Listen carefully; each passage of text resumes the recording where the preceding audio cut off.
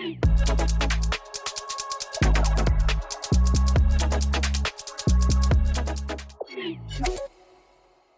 this is Brian Pasch, and welcome to another exciting podcast interview today.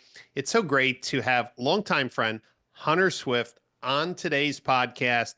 He is the voice between the dealer and a new company as the VP of marketing for BizzyCar. So today we're going to dive in, see what Hunter's up to. Let's learn about how BizzyCar is filling an important gap for dealers in the area of fixed operations. We've had so many people on variable ops. So, hey, I'm evolving this podcast to help all departments of the dealership. And there's no better person to bring on as we push into fixed ops than Hunter. So, Hunter, welcome to the show. Yeah, thanks for having me. So, BizzyCar had an interesting evolution. Let's start from the beginning. When the company was first formed, what was it focused on? Yeah, so our company is actually built by a dealer. So our CEO, Ryan Maher, is a third generation car dealer out of St. Charles Automotive Group outside of St. Louis, Missouri. And he struggled just like every single dealer and found a need and said, hey, this doesn't exist. Let's go out and create a product. And he was able to create BizzyCar. And I think when we first came out, we realized that there were a lot of recalls. One in four vehicles have open recall. Last year, there was 27 million vehicles that were affected with a recall. And recalls is, a huge problem. It affects the vehicle reliability and the safety. And so he saw this great opportunity to say, hey, I have a way to reach out to these customers. And as you mentioned, our company and our product evolving, I think initially we looked at our goal of just helping complete more recalls. But what we've ended up finding out that dealers don't really have a recall problem. They have a retention problem, and they're trying to bring customers in, especially with, the slow sales that are probably going to come up with the auto tariffs and things like that. There's more reliance on trying to bring customers in. And, we have compliance issues in regards to how we can reach out to customers. We have data issues in regards to finding the right customer. And then we have all this competition trying to figure out, how do we, beat local mechanics and Jiffy Lubes. And so this was the problem that kind of was at hand. And what we realized is there needed to be a better way. And so we created BizzyCar. And at its core, we help set appointments for people to come in with recalls. Now, managing recalls isn't new. A lot of dealerships, as well as, our owner, was using traditional mail. They had calling. BDC, everything, right? And so what we realized is, one, mail has a low conversion rate. It's costly in the sense of, by the time you add postage and everything, it might be $2 to $3 of postage. And surprisingly, dealers are sending out thousands of mailers, and then they all come back with that little yellow sticker that says they don't, live there anymore, and no one goes and updates the CRM. And so every month they continue to send out mail to people who don't own these vehicles. And it's just a very low conversion rate, or you have to trick the customer into thinking it's a bill or a credit card and offer, a $50, discount. And when you're thinking about a $200 to $300 RO and giving away $50, like that's a lot of revenue. And so mail really hasn't solved this problem, but the number one frustration that people have with mail is actually parts availability. Because you have people that are notified of these recalls, they come in. That's right. They call in and then they can't get it done. Yeah. And so they're in your drive unannounced. And then you say, sorry, we don't have the part. And so although they're trying to do a good deed of notifying them of the recall, because of the process or the archaic technology or what have you, it creates a negative experience. And then, as you mentioned, BDCs don't like making phone calls, especially reaching out to people. Like customers don't like to be, answer calls unsolicited. And so it's really difficult. And then if you look at the traditional ways that people are usually marketing to customers, either mail or by text, you have a lot of compliance issues with spam and TCPA and things like that. And so what we've been able to identify is recalls actually has an exemption. And so we can actually reach out to people without an opt-in or an opt-out, because the FTC has proven that, or allowed us an exemption to say that safety trumps privacy. So So what we're doing is we're leveraging recalls as a way to reach out to these customers. And instead of traditional methods like mail or phone calls, we do it through texting, which has a high open rate. And then we incorporate artificial intelligence to interact with these customers and set the appointment. So That's a lot to unpack. So let me make a few comments to the dealers who are listening in. Hunter brings up an amazing point about direct mail. And I'm just going to use an example of data that we shared at the Modern Retailing Conference in 2024. We did a data hygiene project with the Morgan Auto Group, and over 40% of the transactions in the DMS over the last 7 years for Morgan, over 40% were no longer owned by that consumer. So you have to understand that since the DMS is a transactional record of time past, the DMSs aren't being updated. So any outreach you're doing for recalls by default, unless this transaction happened within the last year and you maybe have a 5 or 6% data degradation, it's a huge waste of time. So mail costs go up. Cell phone numbers, though, don't change very often. Just think of your own, personal cell. And so today, that companies can fill in missing cell phone data or email data using data pending tools. CDPs, I think, Hunter, are going to be a boom for you Yep. because you can pull now in clean data, use your texting platform with AI to connect. I also want to hit up with your realization that you've become a retention tool. Yeah. Yeah. It is so critical, and we're going to get into what that success rate looks like.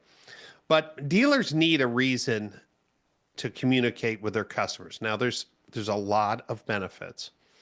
As soon as you have another transaction, you have another 18 months of permissible use to reach out to customers, right? There's a limit to the transaction and how many times and how long you can contact. So you reset the clock on communication.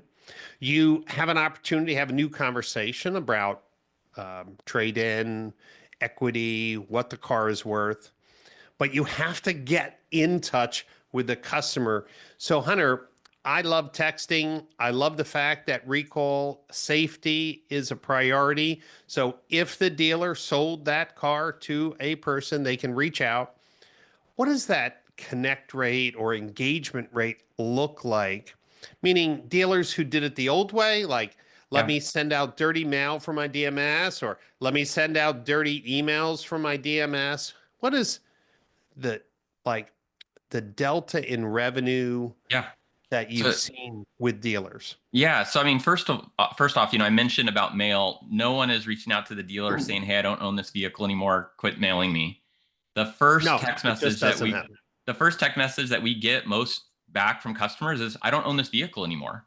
And That's so great. we're getting an updated right away that we can then report back to the dealer, and if they wanted to and actually go through the process and say, "Hey, this, the customer doesn't own these vehicles." Unfortunately, as I mentioned with the corrected address, a lot of dealers aren't updating this and they should, and it's literally a hole where they're leaking money. But we're making sure that we're sending it to the right customer. The other thing that we do in regards to our outreach is not only are we trying to find like customers within our own database, but we realized that there were vehicles that were for sale at local dealerships in our area that had open recalls as well.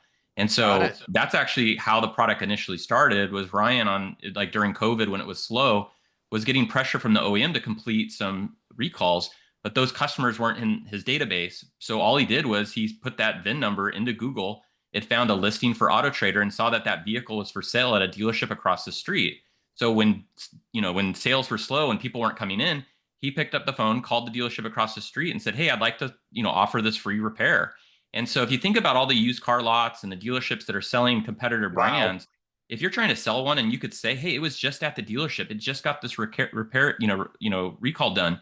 Every time you bring it into service, you're always getting like a MPI. So it just helps, right? But it's low hanging fruit for these dealers. So we're not only just setting appointments for consumers, but we're also setting it for used car lots and other lots, as well as fleet departments.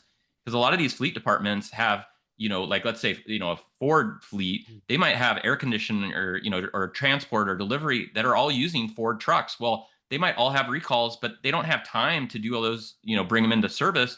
So they can bring a mobile truck, or they can do somebody, go to their facility when they're closed and knock off all these repairs. And so, at our core, our goal is, like you mentioned, to create like an at bat for these dealers. And if the dealer maximizes this at bat, right? You mentioned, right? You can sell additional services, you can do MPIs, Absolutely. you could do trade appraisals. So that's the key. So usually, like our product is about $1,100 to $1,400 depending on the product, but our average dealer sees about an 8x ROI. Our Wow. top dealers see 20 to 30x ROIs. They're the ones that are maximizing this at bat, right? They're not just doing the repair and letting them leave, but they're saying, hey, let's do this. Like simple best practices. Like, I've never left the dentist without a future appointment. But why do we let our service customers leave our dealership without a future set appointment, right? When somebody's in there, making sure that you're doing a trade appraisal on every single vehicle. Like if a dealership starts doing these in this process, they're looking at us as like you're creating all of these great at bats. The Mm. number one stat that I love with BizzyCar is our average customer, the last days since last visit is 600 days. So these are lost customers, right? So these I are, love this, Hunter, and I want to go back to one thing. I love the fact that for dealers who have CDPs who are looking for a specific AI outreach to generate revenue, this is a no-brainer. This is a no-brainer. But here's the other thing I love. I love the fact that BizzyCar's AI texting can confirm that they own the car, and if they don't, then the CDP can be updated. I mean, yeah, data hygiene is so important, right? yeah, What does this customer have? I love the fact that you guys have thought about, hey, generating revenue from used car or yeah, fleets. I love it because it has to be automated to do it, right? yeah. No one is going to look for these opportunities. So, Hunter, when we think about this outreach, what can an average dealer, you know, I know it varies on the Yes. size of the database, right? Yeah. But an average store, are they booking another 10, 20, 30? Uh, Yeah. you So know, usually what on does it look average, like? yeah. So usually on average, you could say we add about 30 to 50 extra appointments a month. And this 30 to 50 appointments required zero involvement from the dealership. So they didn't have to log into a tool, they didn't have to learn a new tool. All they had to do was just create a positive experience and do the work. And so that's one of the nice things about our product is it's completely independent. And as we kind of talked about this at bat, the reason why recalls is such a great thing is you forget that this is the one thing that dealerships have exclusivity on. Everything else, so oil change, major and minor repair, they can do elsewhere. It's a only thing that has to come back to the dealership. It doesn't cost the consumer any money. So this is your, competing against a $19 oil change, right? Like this is a Right. free service, right? And when you start thinking about this opportunity of engaging with these customers, because of the AI, we're not just notifying them that they have a recall. We're not sending a text message with a link to schedule it online, which requires them to take an extra step, which most if you go to any X time or online service scheduler, it's actually you can't even set a recall appointment because there's so many, like no one's updating all of the op codes. So That's right. The often, opcode spaghetti is a yeah. So mess. they're often setting generic recalls that doesn't allow the dealership to be prepared. It doesn't know what the parts in stock. And so one of the big things that kind of separates us from any other marketing company, because you could have a texting company all of a sudden start sending out text messages or marketing company, right? But the big thing for us, like our secret sauce, is that we get recall data directly from the OEM every single night. This includes TSB, campaign information, as well as parts. So as we're communicating with the customer about their recall, they often have questions like, is it safe? What is it going to take? How long is it going to, take for it to be repaired? Is the part in stock? Those are all things that we do to interact with these customers. And we are interacting with these customers, it's a long outreach, right? So as people don't respond, we'll continue to outreach. But once we start interacting with them and our integration with the scheduler, it just like, when can you come in? We set it, they get a notification. We send out text follow-up if they missed the appointment or reminders. And it's just this very simple process. Now, the challenge that we had was a lot of these recalls can be completed via mobile. And there's a lot of really big push with mobile service, especially with Ford. And so we were actually setting mobile appointments for these customers. But if you've ever had anyone come to your house, like a plumber or the cable, when do they usually come? Yeah. They just say basically stay home and waste your whole day. Yeah, but sometime between 9 and 5. And so that wasn't working when we were trying to set appointments. And so as we were setting appointments for like 9, 10:30, 12, we needed to make sure that they got there on time. And so we actually created a mobile service app that the mobile technician has that gives them an idea of what their day looks like, what parts they need to have on the part, because obviously we want them to be upselling wipers and filters. But it gives them Right. turn by turn navigation. It helps them get to the appointment. It notifies the customers en route. We allow interface within the app to do an MPI inspection, photos, videos, notify the customer when it's done, is even mobile payment. And so once they're done, then they get routed to the next appointment. And we have a dashboard for the mobile coordinator who can see all the vehicles in real time. And there are some other things that we do in regards to that, but and it is a standalone product as well. But what we realized was, as mobile service was starting to be introduced, the number one question that dealers had was, how do I make this profitable? And Right. so if you're just trying to do mobile service and just trying to do oil changes, it's not. Because of the fact that we do recalls, it instantly adds additional line items to these repair orders that now make it more profitable, right? Love that. I love that because, I have a client in Miami who, uh, prior to COVID, decided to do, mobile pickup. And it totally transformed his business, that his fixed ops absorption is through the roof. So I'm wondering if he ever thought about this because he's a very progressive guy. And yeah, not everyone maybe wants to do mobile servicing. I just love the fact that you can communicate, the text is specific to the recall, you know what parts are needed. So let me ask the question that we really didn't address is when the customer is scheduling the recall service appointment at the dealership. Do you have integration with all the major DMSs? So Reynolds and CDK, Yep. DealerTrack, Techion. Tell Yep. me who you integrate with today. Yeah, we work with every major DMS and every service scheduler. We have to, right? We have to be able to get access to this data, and so that's a big part of it. Now, the other interesting thing that when we introduced our recall appointment setting process, the number one objection that we'd always get was, "Well, I already have a process in my store that when they come in, the first thing I do is I check if they have an open recall." And what we realized through intensive study is about 60% of the customers who are notified in the service drive of a recall decline it. And the reason why, one, is it's a manual process that is often overlooked. Second, and the largest one, was expectation, meaning they allotted Right. they allotted a 2-hour job. They rearranged their schedule. They've got kids they've got to pick up. They get there and they say, "Hey, you have an open recall." They ask, "Well, how much longer is it going to take?" "Oh, an extra hour and a half." "Oh, I wasn't planning on it." And then they would decline it. And then the third one was, you had people that are notified, but you don't have the part in stock. You can get the part in tomorrow, and now you're asking somebody who set an appointment 7 days ago, who we knew that they were coming in, and they had an open recall, instead of Yep. actually doing it. So that was like a hurdle that we had to overcome, because people said we had a process in place. And so just Yeah, recently, but the process wasn't meeting customer expectation. It expectation. wasn't efficient. My personal experience, I have a Honda Pilot. I went into the dealership I bought it for, and they're like, there's like 5 or 6 software updates that have to be applied. And I'm like, well, how long that's going to take? And they said anywhere from 45 minutes to an hour and a half. And I said, I got other appointments to go to. I wish someone would have told me, or, can I do these software updates at home? Which at Yeah. that point I couldn't.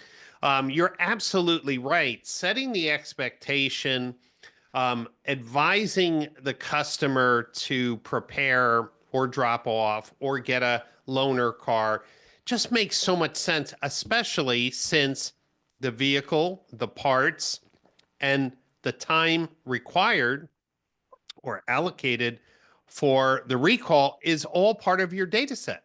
Yeah. Yeah. So because of that, we created a new product that we launched this year called Recall Scout. And what it does, it scans the DMS for upcoming appointments that have open recalls, but that line item isn't attached to the RO. So So, smart. so then we incorporate our same texting AI outreach and say, Brian, you're coming in for service on Thursday. We just want to notify you that you have an open recall. And again, because we have all this data, we can integrate, because your first question is going to be, just like you asked, how much longer is it going to be? But by us preemptively letting you know, even if you don't interact with us, we see a 50% increase in accepting it, because now you're aware and you already Yep. allotted that time. If they actually interact with us, we can add it to the RO. The advisor doesn't have to do anything. And so the way that we're able to do that is through our DMS and service integration, or service scheduler integration. And so we really kind of wrap the bow on, we're reaching out to people, and then we're reaching out to people who are coming in. And then that's why mobile service was like a good kind of transition, because what if they won't come to us? Well, now we can come to them, right? And so it expands. This is well thought out, Hunter, because as you mentioned, you're making existing appointments more profitable and a better customer experience. You're reaching lost customers. You said average of 600 days old.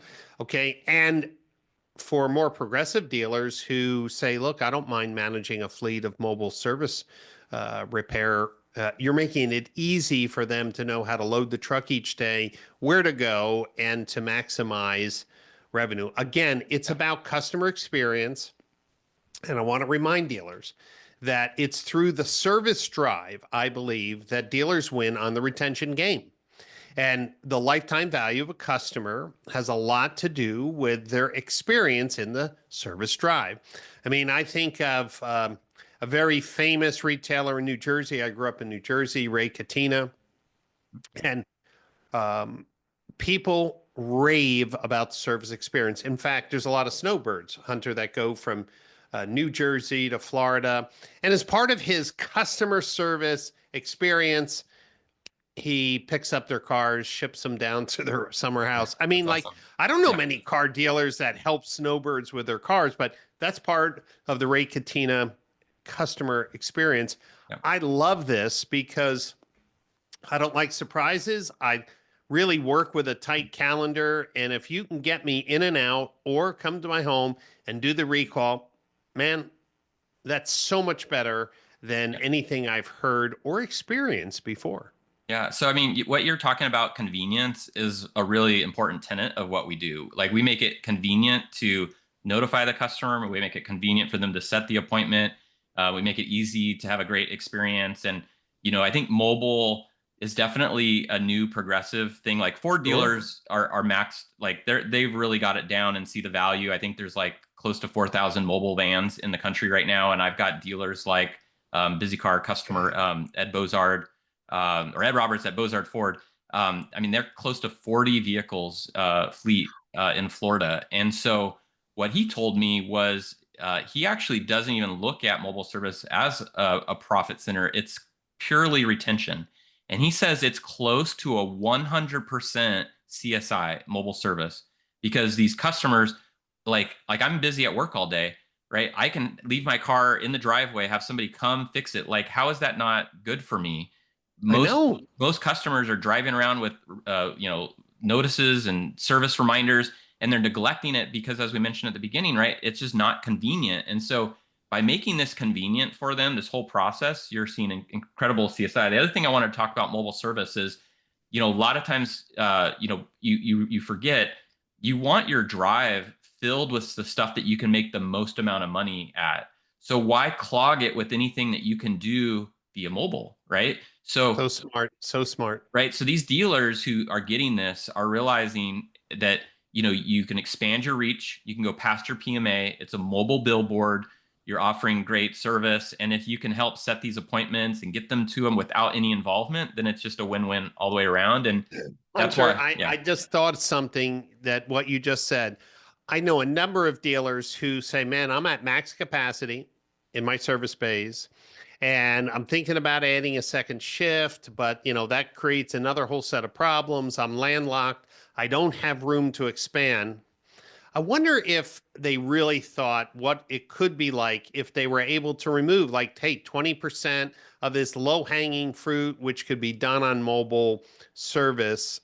Could that give them the extra bandwidth, the extra profitability to justify an investment in a mobile service fleet. I love everything about this. And it's crazy because the technology, especially with like the Ford Transit, like those are big. Like I've got dealers that have alignment machines, an oil changing machine. Like they can put a vacuum at the top of the oil so that when they take out the plug, it's not leaking any oil. And they, it's they're doing tire rotation. They're doing a lot more repairs than you think that you can actually do. They're doing via mobile.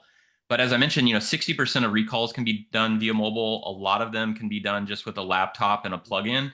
Like at our dealership, St. Charles Hyundai, they got a Hyundai Tucson, spent $800 to wrap it. And instead of taking their service technicians who are skilled and you want them working on cars, they took an entry level guy that's good with people, that didn't mind driving, that could complete these recalls.